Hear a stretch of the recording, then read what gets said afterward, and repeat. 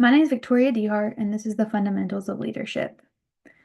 What if I asked you who your biggest leadership impact has been? Think of that person in your mind and think of how they've impacted your life. For me, mine would be Melinda Parks, my preceptor. For her, it would have been her preceptor. Two phenomenal examples of leadership, mentorship, and success. Melinda states that the reason behind her choice would be that her mentor was ethical, intelligent, and an empathetic person who pushed her out of her comfort zone daily. So, what goes into leadership? Decisions, interventions, and growth. Melinda says that she is constantly deciding how to move the organization forward. As a leader, it's her responsibility to identify issues and look for interventions to correct them, then decide how to get the staff behind her to get those systems change in place. A leader is someone who is active within their organization. Melinda states the dire need for involvement within the field of nutrition because without the support, the entire field would be in jeopardy. Melinda says that as a leader, she is constantly networking. She was always learning about bigger and better organizations and what they have that she doesn't and what changes she can make to be at their level. Ask yourself this: how do we get more leaders without teaching, inspiring, and pushing others to fulfill the role? Not only is Melinda my leadership example, but she is my mentor. This is a quote by Melinda where she says, "Unless you're willing to teach others, the profession will not grow. Everyone deserves the opportunity to learn."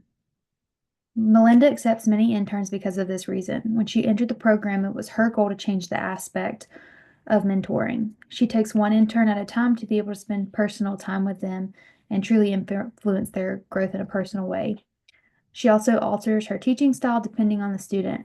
Melinda manages schedules to allow the students to see and be in areas that they hope to one day fulfill. Melinda states that the more you are visible within an organization, the more likely you are to succeed.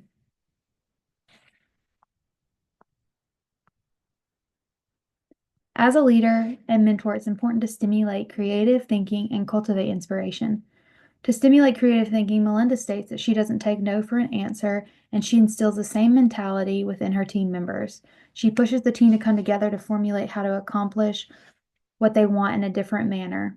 When workloads are heavy and time is short, leadership can be difficult. In order to combat this, Melinda ensures that she has adequate staff to handle any changes, and she continues to reiterate to this idea to the existing staff to relieve their stress. Melinda is always looking for ways to support her staff, whether that's being flexible with work hours or using current resources such as remote work. She says that to ensure your employees are handling responsibility, check productivity.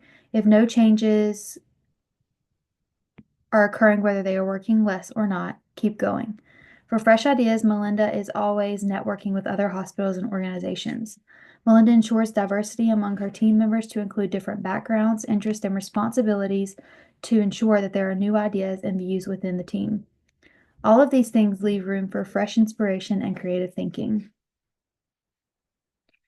Change. It's a heavy word. Some hate change and some love it. Melinda is a leader who craves change. Melinda tries to push this attitude and inspire her team with the same mindset. She tries to be an example of how you can work change to your advantage. Staying stagnant means there is no room for growth. Vision casting is an aspect of the job of a leader that leads to this much needed change. Melinda states that the hospital meets frequently to state the direction in which it needs to move and where the changes need to be made. Formulating a culture within an organization is a huge task of a leader. As far as Catawba Valley Medical Center goes, the overall theme for the hospital is just culture, an idea in which every employee treats everyone the same way and in which they would want to be treated. This idea is promoted from the moment an employee steps in the door. Melinda also pushes this overarching theme within her circle. The idea is also conveyed in the way that the CEO opens a meeting time for all staff every 3 to 4 months to give them an opportunity to give advice, ask questions, and give criticism. To any new employee entering, they are instilled with the theme of the organization in a variety of ways. To ensure an inclusive climate within the unit itself, Melinda believes in the power of communication. She allows her team to be open and honest with her and vent their frustrations. She constantly is reminding the members that they are each a vital attribute of the team as a whole. Challenges occur on all fronts when you're in a position of leadership. Melinda believes that the biggest challenge facing leaders today is a sense of entitlement a younger, upcoming generation feels. With this entitlement comes lack of responsibility and commitment. Melinda says she was raised in a time where you worked hard and you completed your job with 150% efficiency. I then asked Melinda what mistakes she felt that leaders were making today. She felt that many leaders make their biggest mistakes in lacking respect. She stated that every employee deserves to be respected from wherever they are coming from and whatever role they are fulfilling. With this idea also comes equality, the idea of treating all employees with the same respect and dignity as everybody else. Not only is ensuring the growth of your team your job as a leader, but ensuring personal growth is a task needed to be completed. Melinda says that she commits to growing by being part of other organizations and committees. She believes that you can learn a lot from others. To ensure professional growth, she maintains her certification and stays in tune with new knowledge. When I asked Melinda one characteristic that she feels every leader should possess, she felt that honesty, dependability, and integrity are vital characteristics. She claimed the best advice that she can give is to not ask staff to do anything that she wouldn't be willing to do herself. She claimed it's vital to keep an open line of communication and continuity. When asked her advice on those just starting and climbing the ladder towards leadership, she claimed that you can go a long way with a positive personality and common sense. When asked what advice she would give to someone entering leadership for the first time, she stated the need to take time to learn your employees, their strengths, and their weaknesses. Don't just rush in and expect to make changes with no pushback.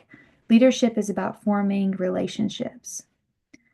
Do you feel now motivated to start climbing the ladder of leadership yourself?